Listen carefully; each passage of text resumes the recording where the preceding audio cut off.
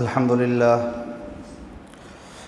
لله نحمده ونستعينه ونستغفره ونؤمن به ونتوكل عليه ونعوذ بالله من شرور أنفسنا ومن سيئات أعمالنا من يهده الله فلا مضل له ومن يضلل فلا هادي له ونشهد أن لا إله إلا الله وحده لا شريك له ونشهد أن سيدنا ونبينا مولانا محمدا عبده ورسوله أما بعد فأعوذ بالله من الشيطان الرجيم بسم الله الرحمن الرحيم يا أيها الذين آمنوا كتب عليكم الصيام كما كتب على الذين من قبلكم لعلكم تتقون وقال النبي صلى الله عليه وسلم رب صائم ليس له من صيامه إلا الجوع ورب قائم ليس له من قيامه إلا السهر وقال تعالى الصوم لي وأنا أجزى به أو كما قال نبينا عليه الصلاة والسلام۔ محترم معزز سامعین، رمضان کے 3 عشرے گزشتہ جمعہ جو آپ حضرات کے سامنے ذکر کیے گئے تھے، پہلا عشرہ رحمتوں کا، دوسرا عشرہ مغفرتوں کا اور تیسرا عشرہ جہنم سے آزادی کا۔ رحمتوں والا عشرہ بالکل ختم پر ہے اور آج آخری دن ہے اس عشرے کا، اس 10 دن کا آج آخری دن ہے۔ کل سے دوسرا عشرہ شروع ہو جائے گا جو مغفرتوں کا ہوگا۔ لہذا اس رمضان کے مبارک مہینے کو ہم جتنا غنیمت سمجھیں اتنا ہمارے لیے بہتر ہے۔ اس سے خوب فائدہ اٹھائیں۔ آنے والے حالات کس طرح سے آنے والے ہیں ہمیں ابھی پتہ نہیں ہے۔ جو وبا تیزی سے پھیلتی چلی جا رہی ہے، دوسری ریاستوں کے جو حالات ہمارے سامنے ہیں کہ وہاں پر پھر مسجدیں بند ہو گئی اور نمازیں پڑھنے کی اجازت اب وہاں پر نہیں دی جا رہی، لیکن یہاں پر چونکہ ابھی کچھ حکومت کو مسائل درپیش ہیں، اس واسطے حکومت نے ابھی تک مکمل طور سے پابندی نہیں لگائی، لیکن جیسے ہی حکومت کے مسائل حل ہو جائیں گے تو پھر یہاں پر بھی وہ پابندیاں شاید لگ جائیں گی۔ اس واسطے بہت ہی غنیمت سمجھیں ان اوقات کو۔ یہ وہ مبارک اوقات ہیں کہ جن کے ذریعے سے اللہ رب العزت بندوں کو جہنم سے بچانا چاہتا ہے۔ حضرت پیر ذوالفقار صاحب دامت برکاتہم نے بہت ہی بہترین بات ارشاد فرمائی کہ اللہ تعالیٰ بندوں کو جہنم میں ڈالنا ہی نہیں چاہتا۔ جہنم تو اللہ نے نہ ماننے والوں کے واسطے بنائی ہے، کافروں کے واسطے بنائی ہے، مشرکوں کے واسطے بنائی ہے۔ ایمان والے کو اللہ جہنم میں ڈالنا ہی نہیں چاہتا۔ اسی واسطے بار بار اس قسم کے موقع دیتا ہے کہ میرا بندہ آئے اور اپنے گناہوں کو معاف کروا لے۔ رمضان کا مہینہ آتا ہے تو بندہ اپنے گناہوں کو جلا لیتا ہے، اپنے گناہوں کو مٹا لیتا ہے۔ رمضان کا مہینہ آتا ہے تو اس کے پچھلے تمام گناہوں کو توبہ کے ذریعے سے معاف کروا لیتا ہے۔ اسی طریقے سے کئی ایسی چیزیں ہیں جس کے ذریعے سے یہ پتہ چلتا ہے کہ اللہ رب العزت بندے سے اتنا پیار کرتا ہے، اتنی محبت کرتا ہے کہ اللہ رب العزت اپنے اس بندے کو جہنم میں ڈالنا نہیں چاہتا۔ یہ بندے کی اپنی کوتاہیاں ہیں کہ وہ اللہ کو بار بار ناراض کر کے ایسے کام کر لیتا ہے جس سے وہ جہنم کے قریب ہوتا چلا جاتا ہے، ورنہ تو اللہ رب العزت نہیں چاہتا۔ ایک جنگ کے موقع پر رسول اللہ صلی اللہ علیہ وسلم نے دیکھا صحابہ کرام کی ایک جماعت رسول اللہ صلی اللہ علیہ وسلم کے ساتھ کھڑی ہوئی ہے۔ اچانک ایک عورت پر نگاہ پڑی، ایک ماں پر جس کا بچہ اس جنگ میں کھو گیا تھا، چھوٹا سا بچہ۔ ماں تڑپتی ہوئی آتی ہے، لاشوں کے ڈھیر کو ہٹاتی ہوئی آتی ہے اور دیکھتی ہے کہ میرا بچہ کہاں پر ہے۔ بچے کو تلاش کرتے کرتے ماں جو ہے نا پریشان ہو جاتی ہے۔ ایک طرف تو جنگ چل رہی ہے، دوسری طرف یہ ماں پریشانی کی حالت میں اپنے بچے کو تلاش کر رہی ہے۔ تلاش کرتے کرتے آخرکار ایک جگہ اس کو بچہ مل جاتا ہے۔ جنگ کی اس تکلیفوں کو ماں بھول جاتی ہے، وہ پریشانیوں کو بھول جاتی ہے، اور جو گھوڑے آزو بازو سے دوڑ رہے ہیں اس کا خوف اس ماں کے دل میں نہیں آتا۔ وہ جا کر اپنے بچے کو اٹھاتی ہے۔ بچے سے جو ماں کو محبت ہے وہ رسول اللہ صلی اللہ علیہ وسلم نے بتلائی کہ دیکھو اتنی تکلیفوں میں بھی، اتنے خوف کے عالم میں بھی اور اتنے ڈر کے عالم میں بھی یہ ماں اپنی جان کی پرواہ کیے بغیر کیسے اپنے بچے کے پاس آئی، اور اس نے اپنے بچے کو اٹھا کر اپنے سینے سے لگایا، لاشوں کے ڈھیر کو ہٹاتی چلی گئی۔ جب اس کو اپنا بچہ مل گیا تو اس نے اپنے بچے کو چومنا شروع کر دیا، چاٹنا شروع کر دیا اور اپنے بچے کے بوسے لینے لگی۔ رسول اللہ صلی اللہ علیہ وسلم نے صحابہ اکرام کو اشارہ کر کے بتلایا، اے میرے صحابہ بتلاؤ کیا یہ ماں اپنے بچے کو آگ میں پھینک سکتی ہے؟ کہا کہ اللہ کے نبی کوئی ماں نہیں پھینک سکتی، لیکن یہ ماں تو بہت زیادہ محبت کرنے والی نظر آتی ہے کہ جس نے اپنے بچے کی محبت میں جنگ کے میدان کو نہیں دیکھا، گھوڑوں کے خوف کو نہیں دیکھا، تلواروں کے خوف کو نہیں دیکھا، اور بھاگتے ہوئے آ کر اس نے اپنے بچے کو اٹھا لیا۔ اللہ کے نبی یہ ماں تو اپنے بچے کو جہنم میں ہرگز نہیں ڈال سکتی۔ رسول اللہ صلی اللہ علیہ وسلم نے صحابہ سے پوچھا، اے میرے صحابہ ذرا بتلاؤ تو صحیح، جب اس ماں کا یہ حال ہے تو پھر اس اللہ کا کیا حال ہوگا جو اپنے بندوں کو اس ماں سے 70 گنا زیادہ چاہتا ہے؟ وہ اللہ اپنے بندوں کو کیسے جہنم میں ڈالے گا؟ اس بات سے اللہ رب العزت بار بار اس قسم کے موقع دیتا ہے کہ اے میرے بندے آ جا، واپس پلٹ کر آ جا، پوری زندگی تو نے میری نافرمانی میں گزاری، ایک مرتبہ مجھے پکار، اپنی آنکھوں سے 2 آنسو نکال کر بتا، میں تیرے پورے گناہوں کو معاف کر دوں گا اور مجھے کوئی پرواہ بھی نہیں ہوگی۔ میں کسی سوال کرنے والے کے سوال سے پریشان نہیں ہوں گا کہ اللہ یہ تو پوری زندگی تیری نافرمانی کرتا رہا، پوری زندگی تیرے حکموں کو توڑتا رہا، پوری زندگی اللہ اس نے تجھے ناراض کیا، ایک مرتبہ آج اس نے تجھے پکارا، تو اپنی آنکھوں میں 2 آنسو لا کر اس نے تجھے پکارا، اللہ تو کیسے اس کو جنت کا مستحق بنا سکتا ہے؟ اللہ کہتا ہے کہ مجھے کسی کہنے والے کی پرواہ نہیں ہے، میں تو اس بندے کو معاف کر دوں گا۔ یہ ہمارے لیے ضروری ہے کہ ہم دوڑ کر اللہ کی طرف آئیں۔ یہ رمضان کا مبارک مہینہ اللہ رب العزت نے اسی واسطے دیا ہے کہ ہم لوٹ کر پلٹ کر اللہ کی جانب آئیں، اور اس مبارک مہینے کے یہ فضائل اللہ رب العزت نے دیے ہیں۔ میرے بندے تو صحیح طریقے سے روزہ رکھ کے آ جا، میں تجھے بدلے میں کیا کیا عطا کروں گا۔ رسول اللہ صلی اللہ علیہ وسلم کی حدیث ہے، رسول اللہ صلی اللہ علیہ وسلم نے ارشاد فرمایا، اللہ رب العزت ارشاد فرماتا ہے کہ بنی آدم کا ہر عمل اس کا جو ثواب ہوگا وہ فرشتے دیں گے، لیکن روزہ ایک ایسا عمل ہے جس کا ثواب اللہ نے متعین نہیں کیا۔ اللہ فرماتا ہے الصوم لی وانا اجزا بہ،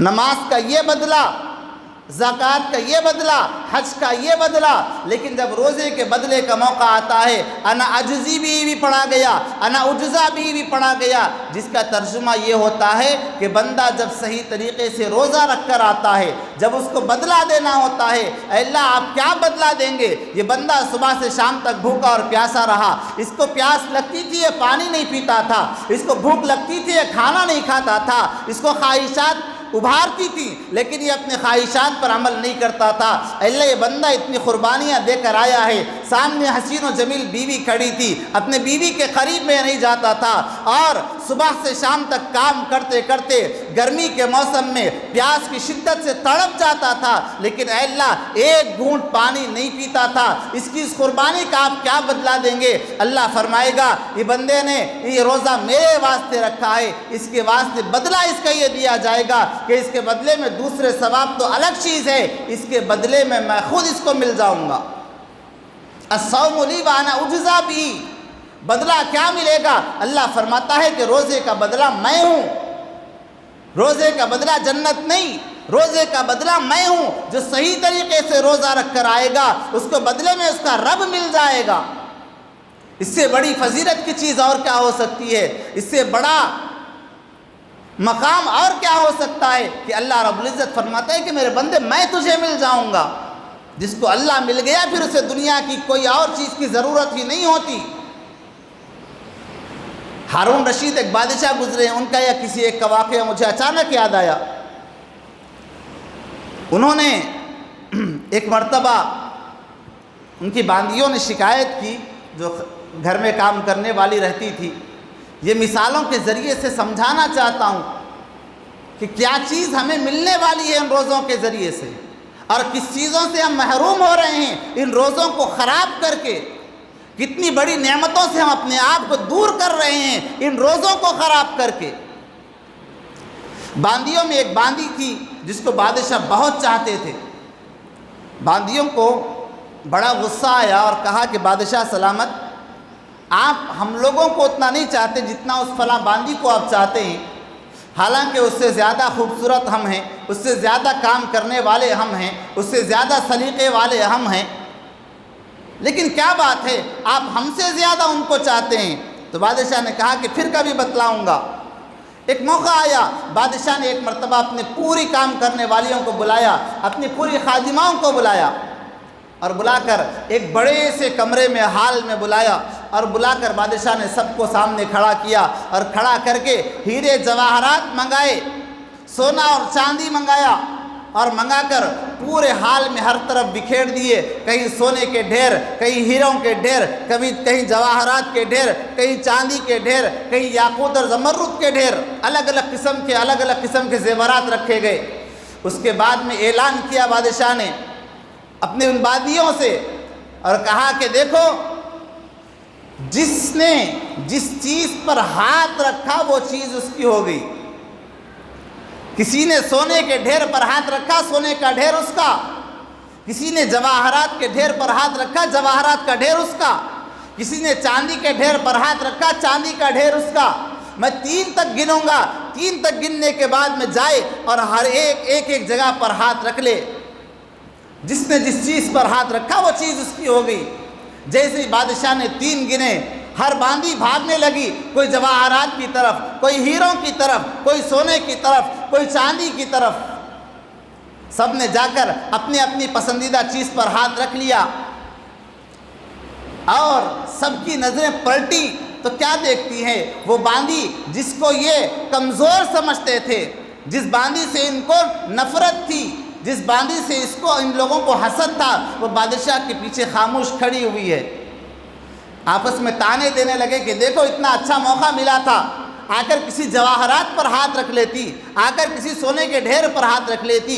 کتنی بے وقوف ہے، نہ سونا چنا، نہ چاندی چنی، نہ ہیرے چنے، نہ جواہرات چنے۔ بادشاہ کے سامنے آ کر عرض کیا کہ بادشاہ سلامت، دیکھو آپ اس کو بڑی عقل مند سمجھتے ہیں، یہ دیکھو اس نے تو کسی چیز پر ہاتھ نہیں رکھا، نہ سونے کے ڈھیر پر، نہ چاندی کے ڈھیر پر، نہ جواہرات کے ڈھیر پر۔ بادشاہ نے اپنی باندی کو پیچھے پلٹ کر پوچھا کہ اللہ کی بندی کیا ہوا؟ تو نے اپنے عقل مندی کا امتحان کیوں نہیں دیا؟ تو بھی جا کر کسی ڈھیر پر ہاتھ رکھ لیتی، وہ ڈھیر تیرا ہو جاتا۔ تو اس باندی نے پوچھا بادشاہ سلامت آپ نے کیا اعلان کیا تھا؟ کہا کہ میں نے اعلان کیا تھا کہ آج جو باندی جس چیز پر ہاتھ رکھی وہ اس کی ہو جائے گی۔ اس نے کہا کہ بادشاہ سلامت ذرا اپنی پیٹھ پر دیکھیے، میرا ہاتھ آپ کی پیٹھ پر رکھا ہوا ہے۔ بادشاہ سلامت آپ میرے ہو گئے، اور جس کے آپ ہو گئے دنیا کے تمام خزانے اس کے ہو گئے۔ باندی کو سمجھ میں آئی یہ چیز کہ میں نے بادشاہ کے اوپر ہاتھ رکھا ہے، جب بادشاہ میرا ہو گیا تو پھر بادشاہ کے تمام خزانے میرے، بادشاہ کا تمام ملک میرا، بادشاہ کے تمام محلات میرے۔ یہی چیز ہمیں بھی سمجھنے کی ہے، جب اللہ ہمارا ہو جائے گا اللہ رب العزت کی تمام چیزیں ہماری ہو جائیں گی۔ اللہ کو اپنا بنانے کے واسطے سب سے بہترین موقع ہے یہ رمضان کا مبارک موقع۔ اس کو غنیمت سمجھنے کی ضرورت ہے، اس کو غنیمت سمجھنے کی ضرورت ہے۔ تو اللہ رب العزت نے اس مہینے کو ہمارے واسطے یہ موقع دیا ہے کہ ہم اپنے روزوں کے ذریعے سے اللہ رب العزت کو راضی کریں۔ لیکن یاد رکھیں، ہر ایک کے ذہن میں شاید یہ خیال آ رہا ہو کہ بھئی الحمدللہ میں تو روزہ رکھ رہا ہوں، میں سحری کر لیا، شام تک 1 گھونٹ پانی نہیں پیا، شام تک میں نے ایک دانہ نہیں کھایا، میرا روزہ پورا ہو گیا۔ یاد رکھیے، روزہ صرف کھانے اور پینے سے بچنے کا نام نہیں ہے۔ صرف کھانا نہیں کھایا تو روزہ ہو گیا، ادا ہو جائے گا، لیکن روزے کا مقصد وہ نہیں ہے۔ رسول اللہ صلی اللہ علیہ وسلم نے ارشاد فرمایا، رب صائم لیس له من صیامہ الا الجوع۔ فرمایا کہ بہت سے روزے دار ایسے ہیں جن کو ان کو روزے کے بدلے میں سوائے ان کی بھوک کے کچھ اور ملے گا ہی نہیں، سوائے بھوکا رہنے کا اور کوئی فائدہ نہیں۔ کیوں؟ اس لیے کہ روزہ تو رہا، کھانا تو نہیں کھایا، پانی تو نہیں پیا، لیکن اس کی زبان گندگی سے پاک نہیں رہی، اس کی آنکھیں گندگی سے پاک نہیں رہی، اس کے کان گندگی سے پاک نہیں رہے، اس کو سوائے بھوکا رہنے کی اور کوئی فائدہ نہیں ہوا۔ روزہ صرف کھانے اور پینے سے بچنے کا نام نہیں ہے، روزہ آنکھوں کی حفاظت کا بھی نام ہے۔ جس طریقے سے پیٹ کا روزہ ہے، جس طریقے سے منہ کا روزہ ہے، اسی طریقے سے آنکھوں کا بھی روزہ ہے، اسی طریقے سے کانوں کا بھی روزہ ہے، اسی طریقے سے دماغ کا بھی روزہ ہے، اسی طریقے سے دل کا بھی روزہ ہے۔ روزہ رکھنا ہو تو یہ تمام چیزوں کا روزہ رکھو، یہ نہیں کہ صبح میں سحری کر لیے، اس کے بعد میں پھر سو کر اٹھنے کے بعد میں کیا ٹائم ہو رہا بھائی؟ ابھی 12 بجے، کیا کرنا؟ فون نکالے، یوٹیوب نکال کے ٹائم پاس، 12:30 ہو رہے ہیں، یہ 12 بج رہے، 1:30 بجے تک کیا کرنا؟ کون سا تو بھی ایک کامیڈی شو لگا لو، 1:30 بجے تک ٹائم گزر گیا۔ ارے کیا بھائی روزے میں رہ کے آپ یہ سب دیکھ رہے ہیں؟ نہیں مصعب، خالی کامیڈی کا شو ہے، کامیڈی شو ہے مصعب۔ سب سے بڑا گناہ یہ ہے کہ ہم نے گناہ کو گناہ سمجھنا چھوڑ دیا ہے۔ گناہ کرنا تو بڑا گناہ اپنی جگہ گناہ ہے، لیکن گناہ کو گناہ سمجھنا ہم نے چھوڑ دیا ہے، یہ ہماری سب سے بڑی غلطی ہے۔ کسی بھی غیر محرم کو وہ آپ کسی بھی انداز میں دیکھیں، نعت کے انداز میں دیکھیں، قرآن پڑھتے ہوئے دیکھیں، غیر محرم کو دیکھنے سے آپ کی آنکھوں کا زنا ہوتا ہے۔ چاہے سامنے والی غیر محرم عورت نعت پڑھے، قرآن پڑھے، اگر غیر محرم پر آپ کی نظر پڑ رہی ہے تو پھر آپ کی آنکھوں کا روزہ ٹوٹ گیا۔ اگر آپ کی کانوں میں اس روزے میں رہتے ہوئے اگر آپ کے کانوں میں میوزک کی آواز پہنچی تو پھر آپ سمجھیں آپ کے جسم کا دوسرے اعضاء کا تو روزہ ہے، لیکن آپ کے کانوں کا روزہ ٹوٹ گیا۔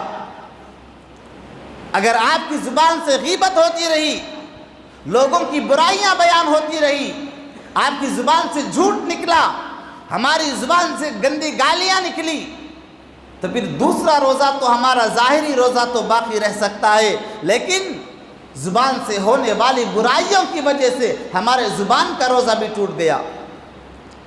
رسول اللہ صلی اللہ علیہ وسلم کے زمانے میں 2 عورتوں نے روزہ رکھا۔ افطار کا وقت قریب آیا، عصر کی نماز کا وقت قریب آیا، عصر کی نماز کے بعد میں افطار کا وقت بالکل قریب ہے، لیکن وہ 2 بیچاری عورتوں کی حالت ایسی ہو گئی روزے کی وجہ سے کہ وہ برداشت نہیں کر پا رہی تھی، بھوک اور پیاس کی شدت کو برداشت نہیں کر پا رہی تھی، بہت نڈھال ہو گئی، بہت بے ہوشی کی حالت میں ہو گئی۔ بے ہوش ہونے کے رسول اللہ صلی اللہ علیہ وسلم کی خدمت میں صحابہ نے آ کر عرض کیا، اے اللہ کے نبی یہ حالت ہوئی ہے، کیا کیا جائے؟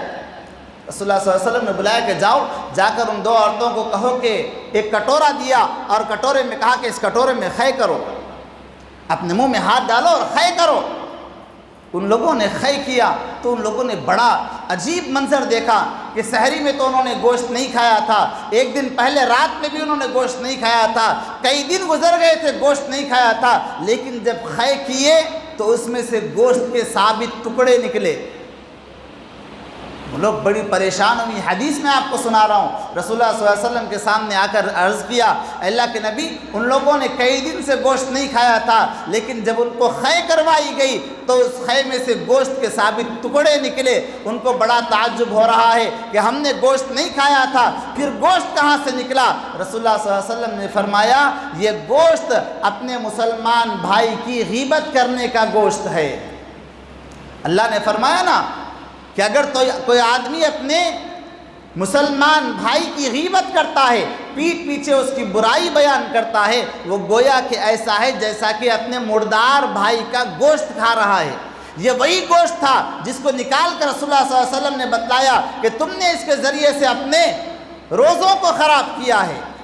اس واسطے ہمیں چاہیے کہ ہم اپنے روزوں کو محفوظ رکھنے کی کوشش کریں اور اپنے روزوں کی حفاظت کریں۔ ہمارے کان محفوظ ہوں، ہماری آنکھ محفوظ ہو، ہماری زبان محفوظ ہو، ہمارے دماغ محفوظ ہو، دماغ میں غلط خیالات نہ آئیں۔ اپنے دماغ کو ٹرین کرو ایسا۔ یہ موقع ہے رمضان کا، ٹریننگ کا موقع۔ یہ موقع ہے ایسا کہ ہر چیز آپ اپنے آپ کو ٹرین کر سکتے ہیں ایک مہینے میں۔ جتنا ٹرین آپ اپنے آپ کو کر سکتے ہیں کرنے کی کوشش کریں اس مبارک مہینے میں۔ اس کے اثرات پھر آپ کو پورے سال نظر آئیں گے۔ اپنے ذہن کو، جیسے ذہن آپ کا کسی گندی سوچ کی طرف جا رہا ہے، غلط خیال کی طرف جا رہا ہے، تو پھر اپنے دل کو اس بات کا خیال دکھائیں اور اپنے دل کو یہ بات سمجھائیں، واللہ علیم بذات الصدور۔ میں یہاں بیٹھ کر کیا سوچ رہا ہوں سامنے والے کو نہیں معلوم، کیا خیال میرے دل میں آ رہا سامنے والے کو نہیں معلوم، کیا شیطانی خیال میرے دماغ میں چل رہا ہے سامنے والے کو نہیں معلوم، کس کو ڈبانے کا سوچ رہا ہوں سامنے والے کو نہیں معلوم، کس غیر محرم کے خیالات میرے دل میں آ رہے ہیں سامنے والے کو نہیں معلوم، لیکن واللہ علیم بذات الصدور، اللہ ہے جو میرے دل کی بات کو بھی جانتا ہے، میرے دماغ کی بات کو بھی جانتا ہے۔ یہ ٹریننگ دینے کا مہینہ ہے رمضان کا مبارک مہینہ۔ اگر اس میں ٹریننگ نہیں لیے، اس میں بھوکے اور پیاسے رہ کر گزر گئے، تو پھر آگے یہ چیزیں نہیں آ سکتی۔ یہ ہمارے لیے بہت بہترین موقع ہے۔ اپنے آپ کو ایسا بنائیں کہ ہر چیز میں ہمیں اللہ یاد آئے، یہ پورے دن میں ہر عمل میں ہمیں اپنا جو ہے نا اپنے سامنے اللہ نظر آئے، ایسا محسوس ہو کہ میرا اللہ مجھ کو دیکھ رہا ہے۔ ان تعبد اللہ کأنک تراہ کی عملی مشق ہم بن جائیں، ہر جگہ چلیں، میرا اللہ مجھے دیکھ رہا ہے۔ صرف کھاتے وقت ہی دیکھ رہا کہ اللہ، پانی کا باٹل سامنے آیا نہیں بھائی اللہ دیکھ رہا نہیں پیتا، کھانے کی چیز سامنے آئی اللہ دیکھ رہا نہیں کھاتا، تو کیا صرف کھاتے اور پیتے وقت میں اللہ دیکھ رہا ہے؟ اللہ ہر جگہ دیکھ رہا ہے، اللہ ہر نس نس سے واقف ہے۔ کالی رات میں کالے پہاڑ پر کالی چلنے والی کالی چونٹی کو اللہ جاننے والا ہے، وہ تو ہر چیز دیکھ رہا ہے۔ اپنے دل کو، اپنے دماغ کو یہ چیز سمجھائیں اور سکھلائیں کہ اللہ دیکھ رہا ہے، اللہ کے دیکھتے ہوئے تو گناہ نہیں کر سکتا۔ یہاں کی تکلیفوں کو یاد کر کے آخرت کی تکلیفوں کو یاد کریں کہ میں دنیا کی ان تکلیفوں کو برداشت نہیں کر سک رہا، اگر اللہ نے آخرت میں تکلیف دے دی تو کیسے برداشت کروں گا۔ کسی شہر میں، یہیں کہ ہندوستان کا ایک واقعہ بہت پرانا، کسی شہر میں فسادات مچے، ایک لڑکی دوڑتی دوڑتی مسجد کے کمرے میں آ گئی، مسجد کا امام مسجد کے کمرے میں تنہا اکیلا تھا۔ کیسے اپنے آپ کو ٹرین کر سکتے ہیں وہ سمجھا رہا ہوں میں آپ کو۔ اپنے آپ کو ٹرین کریں، اپنے دماغ کو، اپنے سوچ کو بدلیں، ہر چیز میں اللہ کو سامنے رکھیں، آخرت کی زندگی کو سامنے رکھیں۔ دنیا کی زندگی دھوکہ ہے۔ وہ امام مسجد میں بیٹھا ہوا ہے، اچانک ایک لڑکی آتی ہے جو باہر ہونے والے فساد سے بچتے بچاتے ادھر سے ادھر سے گلی میں راستہ اس کو جہاں سے ملا، راستے میں سے گزرتے گزرتے اس کو مسجد میں راستہ ملا، مسجد میں آئی تو مسجد کے اندر گھسی، بہت اندر ایک کمرہ تھا جہاں پر امام صاحب رہتے تھے۔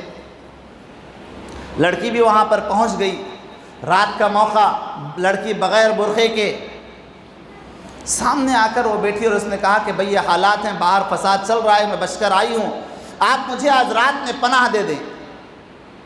اب وہ طالب علم چراغ کی روشنی میں پڑھتا ہوا بیٹھا تھا، اس نے کہا کہ ٹھیک ہے فلاں جگہ بیٹھ جاؤ۔ اب یہ طالب علم اور یہ امام اپنی کتاب لے کر مطالعے میں بیٹھا ہوا ہے، لیکن شیطان پیچھا نہیں چھوڑتا۔ شیطان نے وسوسہ ڈالا کہ ایک مرتبہ تو دیکھ لے اس لڑکی کو۔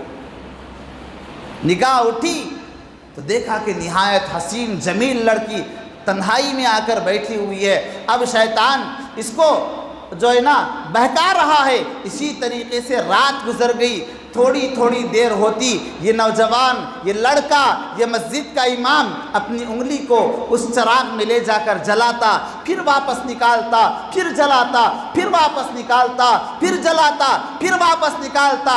صبح ہوئی، وہ لڑکی واپس جانے لگی۔ جاتے جاتے اس نے پوچھا امام سے کہ امام صاحب رات بھر میں آپ کے ساتھ رہی، آپ نے کوئی غلط ارادہ نہیں کیا، آپ کے نفس نے آپ کو نہیں بھٹکایا، شیطان نے آپ کو نہیں بھٹکایا، میں آپ کو مبارکباد دیتی ہوں، لیکن ایک سوال پوچھنا چاہتی ہوں، ہر تھوڑی تھوڑی دیر کو آپ اپنی انگلی کو چراغ میں ڈالتے تھے، آخر کیا وجہ تھی؟ امام نے کہا یہ نہ سمجھو کہ شیطان مجھے نہیں بہکایا، شیطان تو ہر ایک کو بہکاتا ہے، امام کو بہکاتا ہے، ولی کو بہکاتا ہے، صحابی کو بہکاتا ہے، ہر ایک کے ساتھ شیطان لگا ہوا ہے۔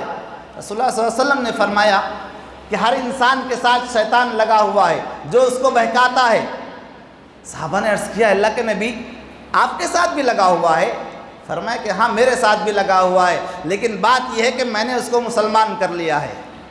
دوسروں کا شیطان ان کو بہکاتا ہے، لیکن رسول اللہ صلی اللہ علیہ وسلم نے فرمایا میرے ساتھ بھی شیطان لگا ہوا ہے، میں نے اس کو مسلمان کر لیا ہے، وہ مجھے بہکانے کی ہمت نہیں کرتا۔ ہر انسان کے ساتھ شیطان لگا ہوا ہے تو بہکاتا ہے۔ اس امام نے کہا یہ مت سمجھ کہ مجھے شیطان نے نہیں بہکایا، شیطان نے مجھے بہکایا، بار بار بہکایا۔ جب جب شیطان مجھے بہکاتا میں اپنی انگلی کو لے جاتا، چراغ میں جلاتا اور اپنے دل سے پوچھتا اگر تجھے دنیا کی اس آگ کو برداشت کرنے کی طاقت ہے اور اس کو برداشت کر سک رہا ہے تو پھر اس گناہ کے قریب جانا، اور اگر اس آگ کو برداشت کرنے کی طاقت نہیں ہے تو پھر جہنم کی آگ کے خوف سے اپنے آپ کو اس گناہ سے روکے رکھنا۔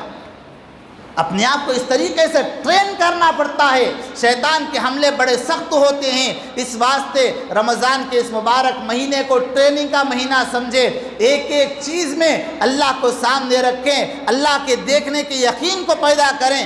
دنیا کا کوئی مجھے نہیں دیکھ رہا، کوئی دیکھنے والا نہیں ہے، اللہ مجھے ہر وقت میں دیکھ رہا ہے، میری تنہائیوں میں دیکھ رہا ہے، میری محفلوں میں دیکھ رہا ہے، میرے دل میں ہونے والے خیالات کو اللہ سن رہا ہے، میرے دل کے خیالات میرے دماغ میں پہنچنے سے پہلے میرے اللہ تک پہنچ رہے ہیں۔ اس چیز کو اپنے یقین میں بٹھائیں اور اس کے اوپر محنت کرنے کی کوشش کریں۔ یہ ٹریننگ انشاءاللہ ہم نے اگر حاصل کر لی تو پھر کوئی شیطان ہمارا کچھ نہیں بگاڑ سکتا۔ اللہ رب العزت سے دعا ہے اللہ رب العزت ہم سب کو رسول اللہ صلی اللہ علیہ وسلم کی تعلیمات پر عمل کرنے کی توفیق عطا فرمائے۔ آمین وآخر دعوانا الحمدللہ رب العالمین۔ سنتوں کے لیے